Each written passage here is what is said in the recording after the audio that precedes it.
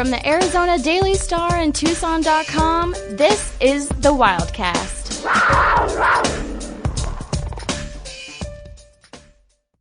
You are listening to an emergency episode of the Wildcast podcast. I'm Justin Spears here with Michael Lev. And Lev, it's a historic day for college athletics. On August 4th, 2023, the Arizona Wildcats, along with the Arizona State Sun Devils and the Utah Utes, are joining the Big 12. Oregon and Washington, on the other hand, the fellow Pac-12 opponents for the Arizona Wildcats, are now going to the Big 10.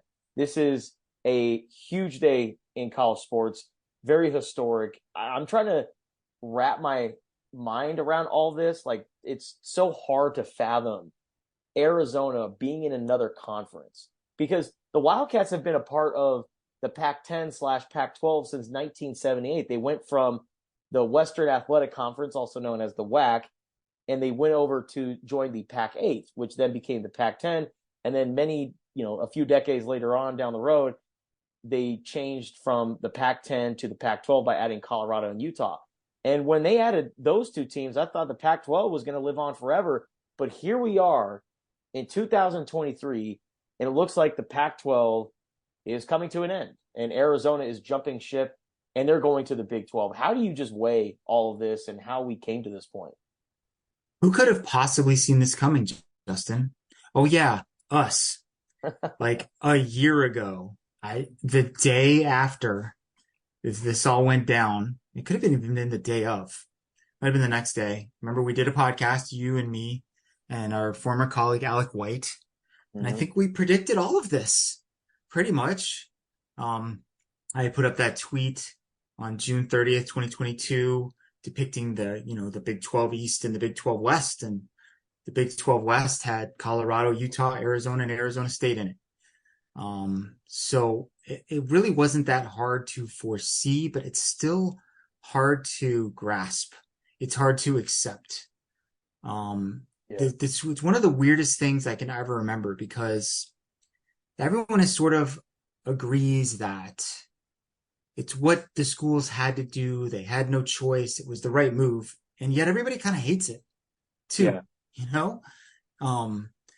and everyone's going to say the right things at the schools. And, Jed Fish, when we talked to him, Friday morning, Friday afternoon, he was very optimistic about all of the kind of exciting possibilities that were ahead. I do think it's a little different for football compared to the other sports. I mean, they only have 5 or 6 road games a year. They don't have the same kind of travel demands, challenges, difficulties that other sports have. But it's a very weird situation, a weird feeling.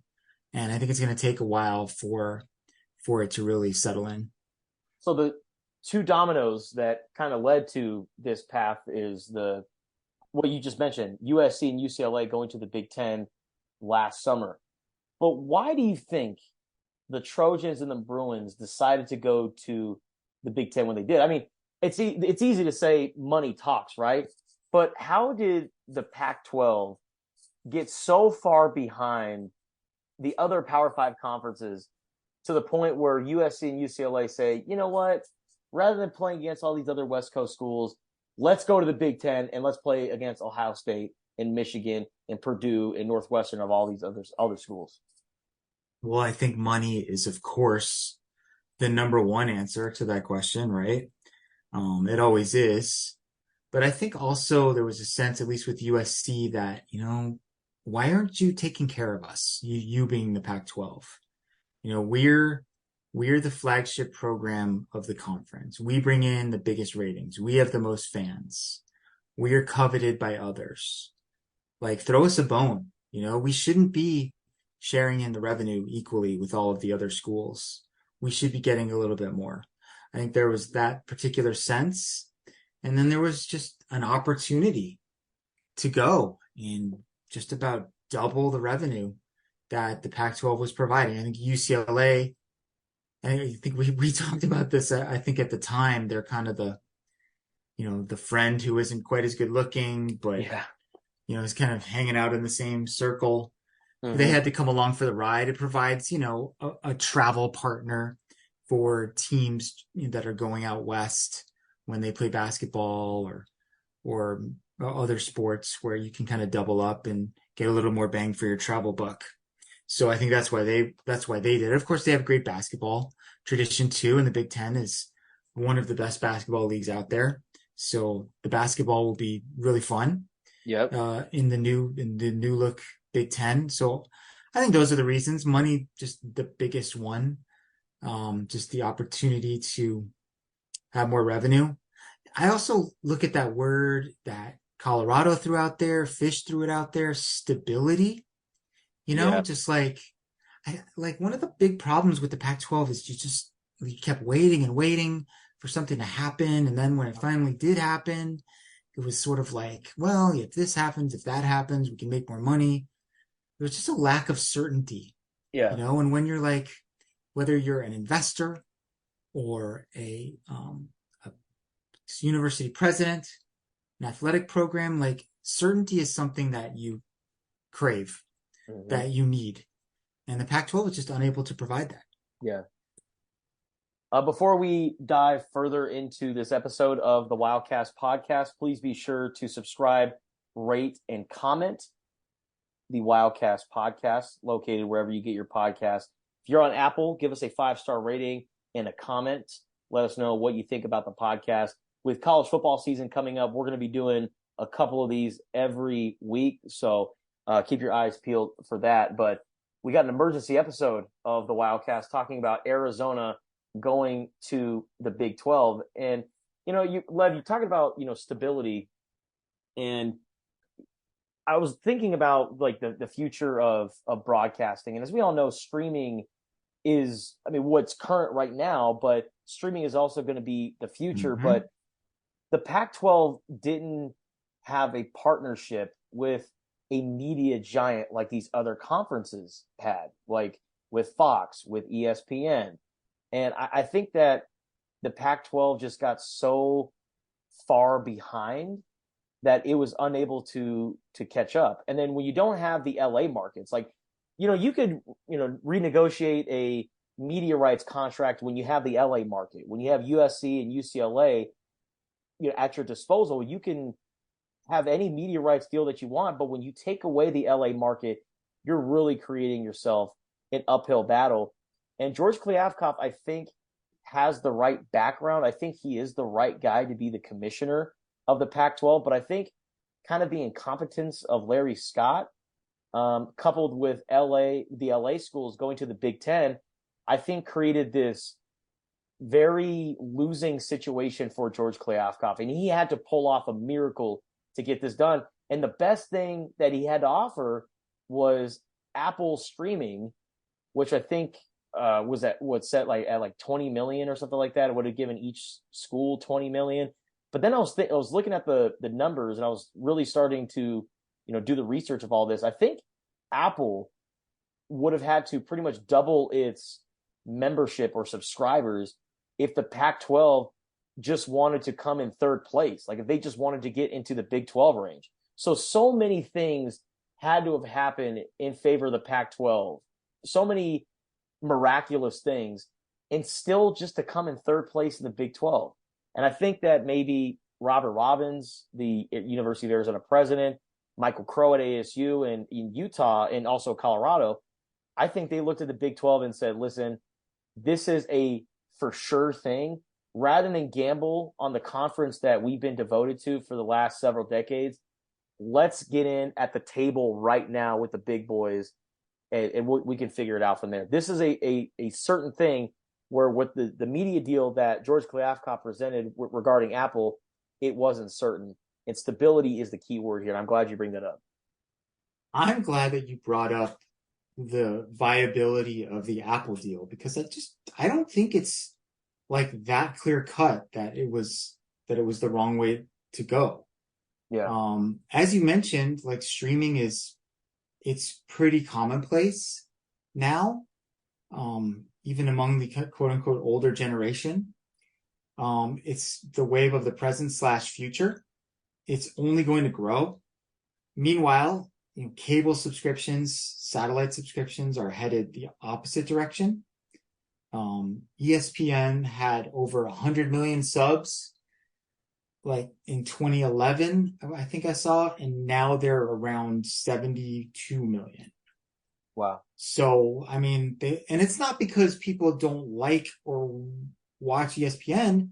It's just that they've got tired of paying for the cable bundle. And ESPN is part of every cable package, right? So, it's still 70 million though, That's a lot of households. That's a lot more households than are watching Ted Lasso, you know? But it would have been a gamble. And I just don't think there was a big appetite in the what was the Pac-12 to take that risk. Yeah. They'd already waited and waited and waited. So many false promises and blown deadlines. It really became kind of that show me the money scenario.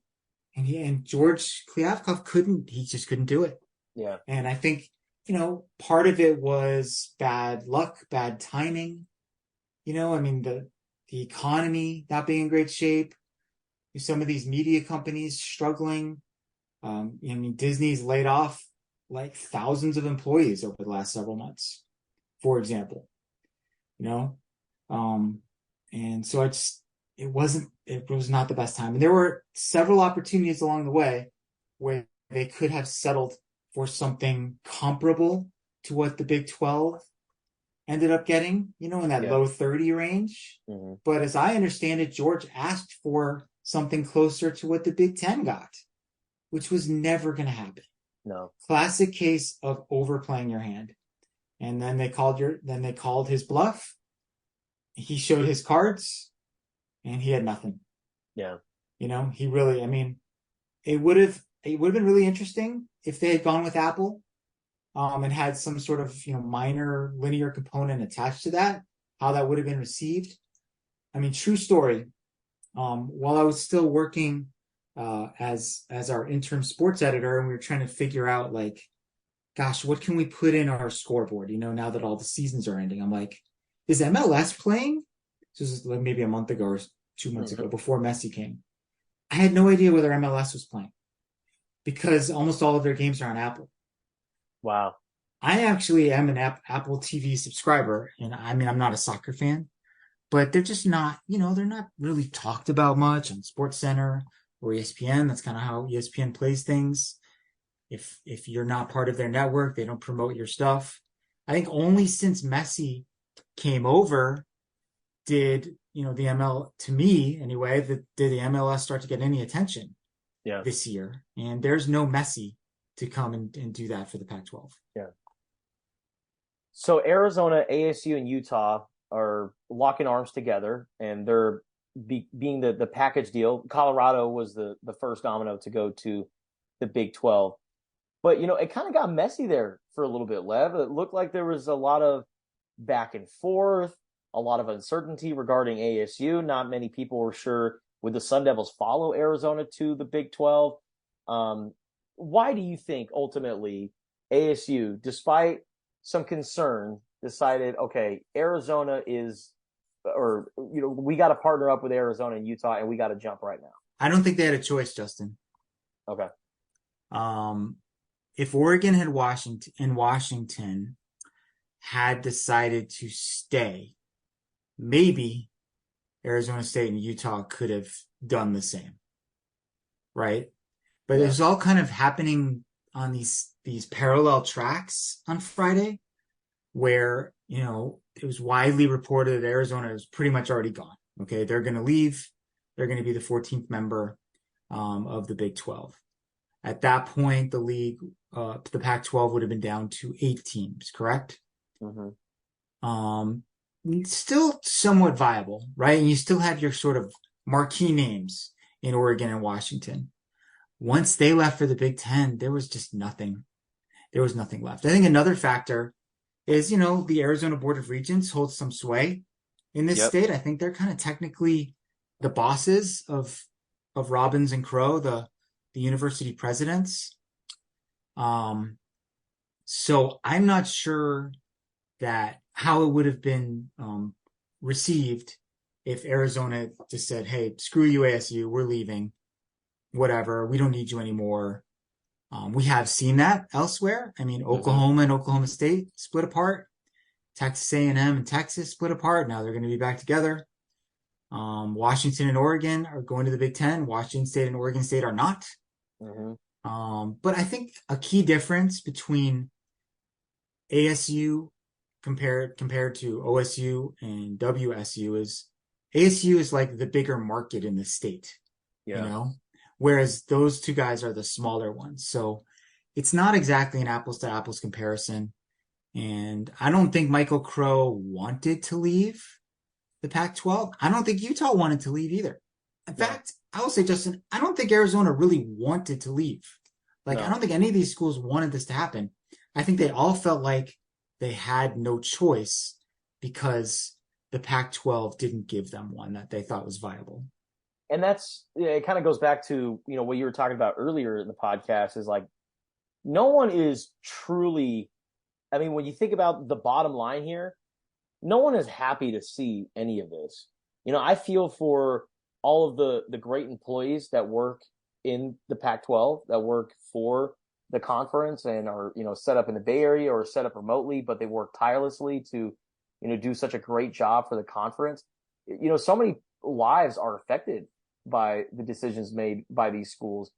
But at the same time, I don't blame any of these schools for going, because when you look at one situation, right? Like, let's say you're at a job and all of a sudden this job is just, laying off people left and right, or, they're taking gigs elsewhere, and the camaraderie in the business is falling apart. You don't want it to go. Let's say, this is a startup company and, you want this to succeed, but as much passion that you have for this company, what's best for you at the end of the day? And it's so unfortunate because, I like to think of myself as the third biggest advocate of the Pac-12 next to Bill Walton and Yogi Roth. I love the Conference of Champions. I think it's an unbelievable conference, and I have so many memories going to games, covering games, going to Pac-12 tournaments, going to the Pac-12 football championship. It's meant a lot to me, but also at the same time, I just look at how much the conference has fallen behind in the national landscape, especially when it comes to football. And I think that this is a brilliant move for the schools involved. And I think the Big 12 just made way too much sense. It made way too much sense on June 30th, 2022, when Michael Lev was putting out the Big 12 divisions and how it's going to look. And it makes too much sense right now in August, just over a year later. So it's very sad, but it had to be done. I completely agree with you. I mean, it's basically what I wrote about in my column today, is this sort of combination of, on the one hand, it's what had to be done. On the other hand, it is a sad development. And it's certainly not like Arizona's fault that the Pac-12 fell apart. I mean, if you want to point the finger of blame, I think, or make a blame pie. We used to talk about this concept in the past, Justin, the blame pie. The blame pie. Let's make a blame pie. Sure. 40% Larry Scott, 30% George Kliavkoff, 20% USC and UCLA. I would almost flip the ship, Kliavkoff and USC numbers. Yeah, sure. However you want to do it. Yeah. However you want to do it. You seem sympathetic toward George. A lot of people feel differently, that he blew it, that he was too, like a lot of the presidents that he represented, like too arrogant. Yeah. Remember, I don't know if this was the same podcast that we did, Justin, or maybe it was one after, but remember we rated all the Pac-12 schools on a scale of 1 to 10, like what they actually are versus how they perceive themselves. Let's do that with their hotness factor. Yes. Let's do that with the Pac-12. Okay. What do you think the Pac-12 actually was? And what do you think George Kliavkoff and Larry Scott thought it was? the Pac-12 on a scale of 1 to 10 was I would say about a 6 or a 7. I'm with you. And, Yeah, I'd say like yeah, maybe like a 7. yeah, And what do you and think? And what do you think they thought of it, or how did they try to promote it?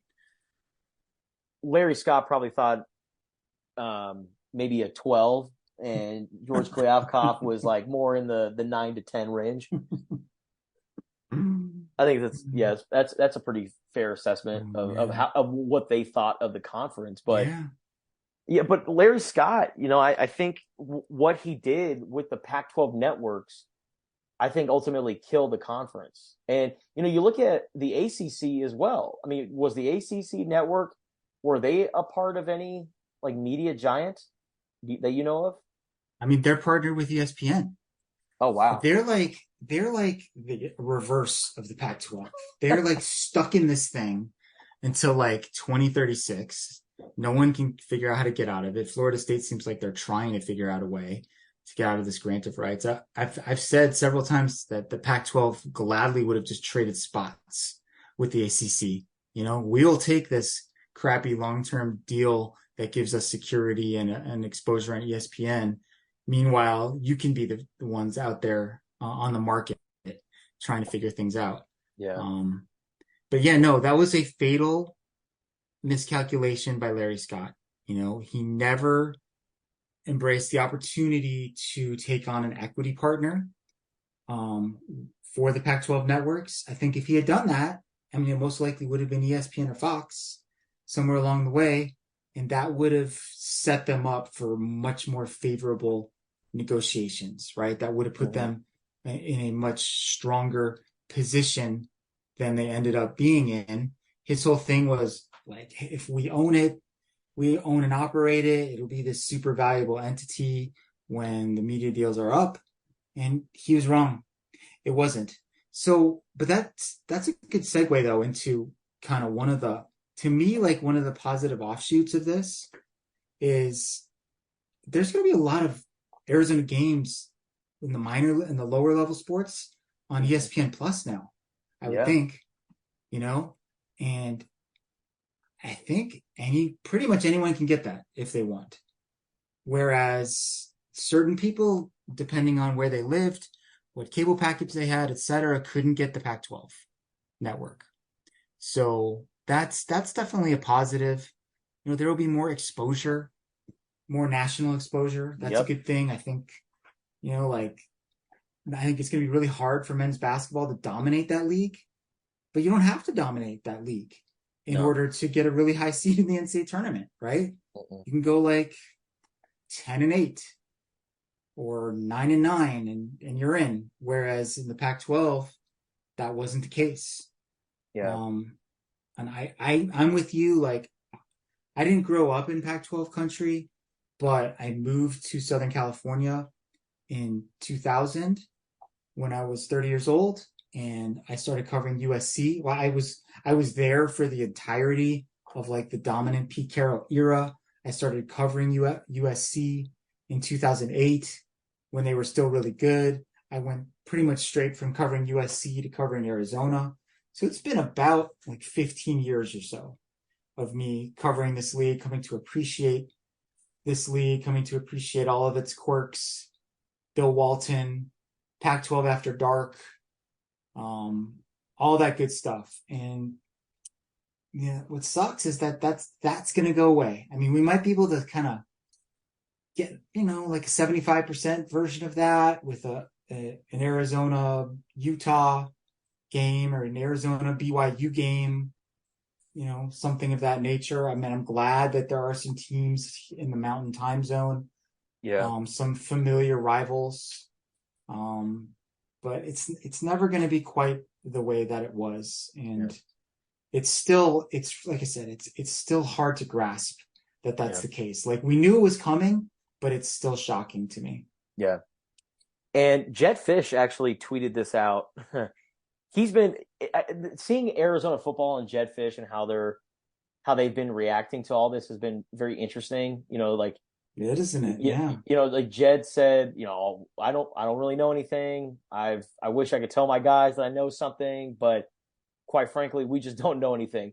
And then the second Arizona announced that they're going to the Big 12, you have the football program putting out photos Yeah. and videos of helmets with Big 12 Uh-huh. decals on them. They have the Big 12 logo on the Arizona video board at nighttime when no one could see it unless you're inside of the stadium. Um, they knew that, obviously. I mean, they knew exactly what we knew, but it was just so funny to see how quickly they were just promoting themselves as, Yeah. we're Arizona, we're in the Big 12. And you know what? I don't hate it, because one thing about Jedd Fisch, he's a master marketer, and he's getting this Arizona Big 12 idea, or this new reality, and he's trying to promote it as much as possible, because I guarantee a lot of recruits are going to be looking at that like, well, we got this mega conference, yeah, and Arizona is on the up and up. It's all about marketing the program and trying to get the best players to Arizona, and that's why I don't hate what they did. We're obviously going to talk about this a lot moving forward. Like probably pretty much every podcast that we do for the next year, we'll have some element of this. But let me ask you a question. Sure. Do you think that Arizona football has a better chance to win this big, bold Big 12 than it would have remaining in the Pac-12, even without USC and UCLA, but with Oregon and Washington, and let's say, SMU and San Diego State had been added? Where would Arizona football have a better chance to win the conference? That's really tough, man. That is really tough. I mean, I would honestly probably say the Pac-12, but also at the same time, Oklahoma and Texas are gone. They're not in the Big 12 anymore. Mm-hmm. So your biggest, what's the gold standard right now in the Big 12? Oklahoma State, TCU, Utah? or Utah, I guess. I mean, I think Utah's really good. For some reason, Utah's just perpetually underrated in everything except maybe gymnastics. Yeah. I don't know. There was no talk about them during any of this time. I'm like, they've won the league 2 years in a row. They've got a really, really good football program. They're good at a lot of other sports too. Great fan base, great stadium, great atmosphere, all that stuff. But the Big 12 is a very strong league from top to bottom. But I don't know if there's that dominant school standing in your way. TCU kind of came out of nowhere. Mm-hmm. The Big 12 has kind of been that league, even with Oklahoma and Texas in there, where you're you don't know who's going to win it every single year. So I think in that sense, there's a little bit more parity. It's quality parity, but maybe there's a better path. I don't know what the structure of the league is going to be in terms of whether they're going to have divisions, how the championship game is going to work, if there's going to be kind of Arizona will always play, the kind of mountain schools every single year. These are all unknowns to be determined, that will factor into whether they have success. But I know, I thought that was an interesting question. Yeah. And I don't know, maybe you could ask it about all of the other big sports too. I feel like women's basketball, there's probably a better chance. Yep. Because the Pac-12 is, I think, generally considered the best and deepest league for women's basketball. Men's basketball, I think it's harder. Yep. Baseball, probably a wash. Big 12 is really strong in baseball. Maybe a different brand of baseball a little bit more offensive oriented. And then softball, I think, has a better chance too than they did before. I mean, if they can get that thing going, they have a chance to kind of instantly become maybe the top team in the league. Well, I was actually doing a rundown of national champions in softball, and I don't think there is a single non-Oklahoma Big 12 school who has won a national championship. If you look at all the national championships won from the Big 12, it's all Oklahoma. So Arizona, they could easily go in and dominate. But of course, the Wildcats, they had a kind of a down year this past year, and obviously Mike Kendrea is not there, so we'll see what Kayla Lowe can do. But the program still has a lot of great history and traditions. It can recruit and bring in the top players. So I think Arizona softball could certainly compete. And you know what, Lev? We're kind of hiding our excitement on this one part about this move. The different time zones that's in the Big 12. I knew where you were going with this. We could be kicking off games at 4:00 Tucson time. I love the idea of all of these different times that you're going to get, whether it's at Arizona Stadium or on the road. I think, of course, you're going to get the people from the East Coast probably complaining a little bit, like Central Florida and Cincinnati. They're probably not going to be happy staying up until 10 o'clock to watch, or 9 o'clock to watch their team play football. But I think the different time zones that are a part of the Big 12, I think it's going to make some very interesting scheduling. Yes, I think there's just a greater chance of like more manageable start times for both football and basketball. But I think I haven't looked this up, but I think most of the schools in the Big 12 are in the Central time zone. So when we're on Pacific time, assuming that doesn't change, and they get rid of daylight savings, when we're on Pacific time, that's a 2-hour difference. When we're on Mountain time, that's a 1-hour difference. There's a handful of schools that are in the Eastern time zone, right? UCF, West Virginia, Cincinnati. I think those are the three. Yeah. Hell, if they're starting at noon, we could be starting at 9 a.m. or 10 a.m. here, for those football road games. I love that. Hallelujah, right? Yeah. Exactly, man. It's exactly what we've been praying for. I don't know if that's worth the trade-off of losing the Pac-12, but it's something, right? Yeah. Like, I think we're all looking for positives here, and there are plenty of them once once the kind of emotion wears off. Yeah, that is definitely, and also you're gonna get a chance to play, and isn't it Big Monday that the Big 12 is a part of? Big Monday, so you can watch Arizona versus Kansas at Fog Allen Fieldhouse. I mean, can you imagine on a Monday night? Yeah. How freaking awesome will that be? Yeah. And that's not the only cool buzzy arena in that league, where it's like a fervent fan base. I mean, Kansas State, most of them, Kansas State, Oklahoma State, Texas Tech, Baylor, Houston. Like, buckle up. Like, men's basketball it's gonna be absolutely hellacious. And that's kind of what you want, right? Yeah. Like, all due respect to pulling a random Morgan State, but those kind of blasé preseason games, they're just kind of meh.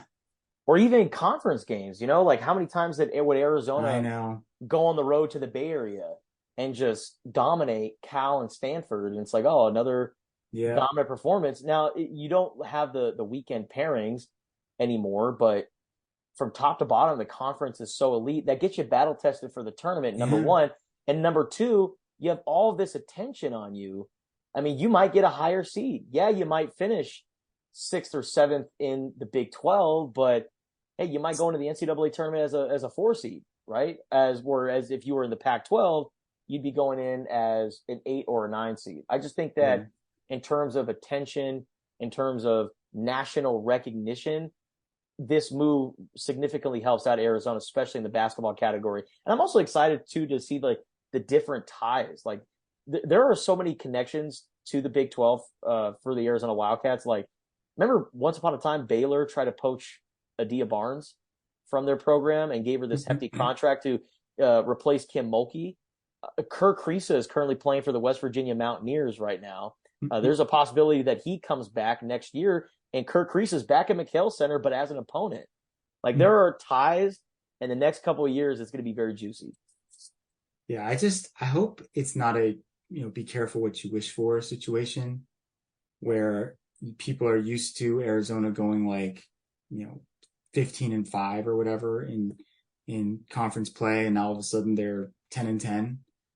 That'll definitely take some getting used to for fans, especially. But like you said, more battle tested, right?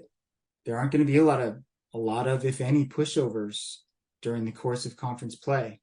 So they're going to be ready once tournament time comes around, and you could make a case that they really haven't been battle tested enough in recent years, and maybe that's one of the reasons that they haven't been able to make long runs. Real quick, Lev, what is the one Big 12 city you're most interested in visiting? Oh man, that's such a good question. Well, let's see. I mean, I've been to Dallas Fort Worth. I've been to Lubbock. Obviously been to Boulder, Salt Lake City, and Phoenix. I've been to Cincinnati, but not like in this kind of capacity.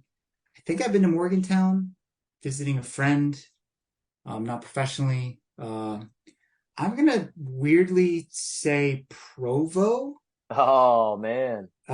because I don't know. I just feel like there's just a really fervent fan base. I kind of like that part of the country, weather-wise, and I'm just curious to see like what a BYU football game is Yeah. like. I'm gonna go with Central Florida, baby. Mm. Orlando, zippity doo dah, zippity day. Yeah, I give an honorable mention to Lawrence, Kansas. Okay. Our buddy Daniel Burke works for Yeah. Kansas, and also, like you said, Fog Allen Fieldhouse. I mean, one of the legendary men's basketball arenas in the country. Really, be very cool place to see a game, between the Wildcats and Jayhawks. Can't wait. All right. Well, that is it for our emergency episode of the Wildcast podcast. We still have plenty of ground to cover in the next few days or so, or the next weeks. But we still have training camp underway. The Arizona Wildcats started training camp this week. For all the coverage there, go to Tucson.com and the Wildcaster app. Lev, you're doing a great job on covering all of this. We appreciate your services. And for our listeners, go check out Lev's work on Tucson.com and the Wildcaster app. And as always, don't forget to subscribe, rate, and comment the Wildcast podcast.